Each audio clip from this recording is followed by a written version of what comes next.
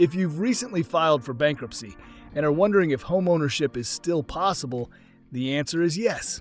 FHA loans are designed to help borrowers with financial setbacks, including bankruptcy, but there are specific waiting periods and steps you need to take.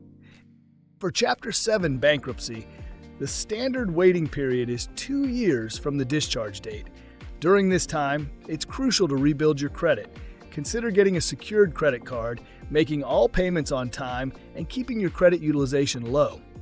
Lenders want to see that you've regained financial stability. For Chapter 13 bankruptcy, the rules are slightly different. If you're still in the repayment plan, you may qualify for an FHA loan after 12 months of on-time payments, but you'll need court approval. Once your Chapter 13 is discharged, there's typically a 12-month waiting period before applying.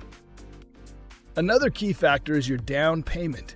FHA loans require as little as 3.5% down, but saving more can strengthen your application, lower your monthly payments, and possibly get you better loan terms.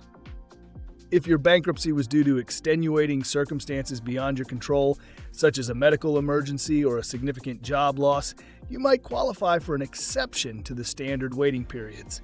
However, you'll need documentation to prove your case.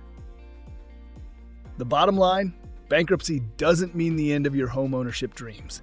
Focus on rebuilding credit, saving money, making timely payments, and working with an experienced lender. With patience and the right steps, you can qualify for an FHA loan and move forward with confidence. To learn more, visit jvmlending.com for more info or to talk to a mortgage expert directly.